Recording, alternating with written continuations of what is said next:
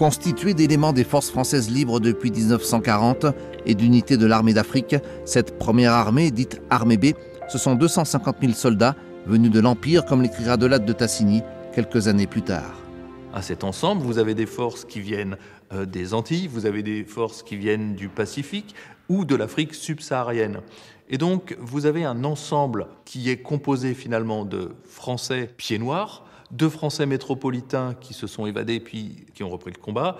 Vous avez effectivement des tirailleurs nord-africains, vous avez des tirailleurs sénégalais et également le fameux bataillon du Pacifique qui représente en fait les plus lointaines colonies de la France. Aux Antilles, opposés à la politique collaborationniste de l'amiral Robert, plusieurs centaines de jeunes traversent le canal de Sainte-Lucie ou de la Dominique. Je suis parti un matin à 8 heures. J'avais un costume de pêcheur et j'ai fait semblant d'être parti à la pêche.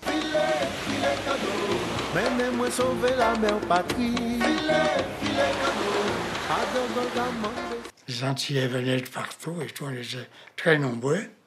Et de là, je suis parti pour embarquer pour l'Amérique. On est parti pour l'embarquement. Et c'est là rencontré le gros de la première division française libre. J'avais 20 ans.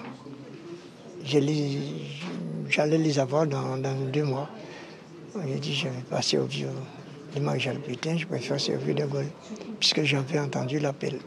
On a toujours fait la guerre. Hein. Les hommes ont toujours fait la guerre. Mais on ne peut pas dire qu'on aime ça, mais c'est une aventure qui promet. Et quand on a 18 ans ou 20 ans, bon, l'occasion se présente. Ces soldats ont longtemps espéré une vraie reconnaissance. Il aura fallu attendre 2011 pour que des combattants antillais soient invités aux commémorations du Mont Valérien. La particularité de ces soldats ultramarins, c'est que le haut commandement ne sait pas trop dans quelle case les mettre. C'est-à-dire que parfois leur couleur de peau tend à en faire d'eux des troupes coloniales. Or, ils ont un statut de citoyen. Donc c'est pour ça que vous avez beaucoup de questionnements aussi chez ces troupes ultramarines sur, mais au fond, qui sommes-nous ? Sommes-nous des citoyens ou sommes-nous des coloniaux ? Et ce statut administratif aussi détermine les positions au combat. Et l'aventure commence pour eux. 4 000 à 5 000 jeunes quittent les Antilles pour rejoindre la France libre. On les appellera les dissidents. À l'image de Rémi Oligny, le Martiniquais, ils sont fiers de leur engagement. Parce que sur le costume américain qu'on nous avait donné, on nous avait brodé le mot France des 2 côtés de l'épaule. Et dès qu'on voyait que nous étions français, nous n'étions plus des Noirs. Mais au sortir du conflit, le ministre des colonies donnait pour instruction au Conseil national de la résistance de ne pas admettre ces Antillais comme des résistants à part entière. Vous avez effectivement une armée qui est hétérogène dans sa composition, mais également dans son expérience combattante. Les gens du Pacifique qui ont participé à Bir Hakeim ont déjà combattu contre les Italiens, contre les Allemands.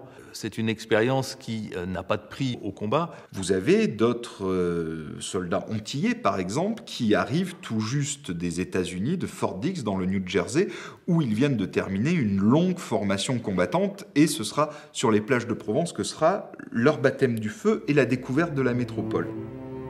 Ceux-ci iront donc au combat en Italie et dans la campagne de France, engagés dans le 21e groupement antillais de DCA. Paul Le Terrier, le fusilier marin, les a connus. Il sait de quoi il parle. C'était des gars bien, des bons baroudeurs. Chez nous, au fusilier marin, on avait un Antillais. Les Antillais, c'était des gars costauds, des grands forts gars et d'excellents baroudeurs. Ils n'étaient pas là pour rien. En juin 1942, le premier succès des forces françaises libres face à l'Afrika Korps de Rommel a été un déclic. On va donc donner un objectif bien précis à la première division française libre, prête à fondre sur les côtes de France. Fondamentalement, le rôle du débarquement de Provence, c'est la capture et la prise des ports Toulon et Marseille.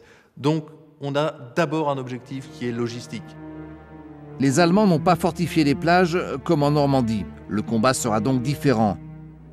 Mais ces 2 villes clés de Provence sont vitales pour eux, car elles tiennent la Méditerranée. Alors au moment de l'assaut, on s'en remet souvent à une aide divine. Ma marraine de guerre d'Alexandrie m'a indiqué une solution pour rester en vie. Elle m'a dit, vous devez faire un pater et 3 ave every day. Et c'est ce que j'ai fait la plupart du temps, et je continue de le faire à l'heure actuelle. I do it now. L'armada de l'opération Dragoon est enfin prête.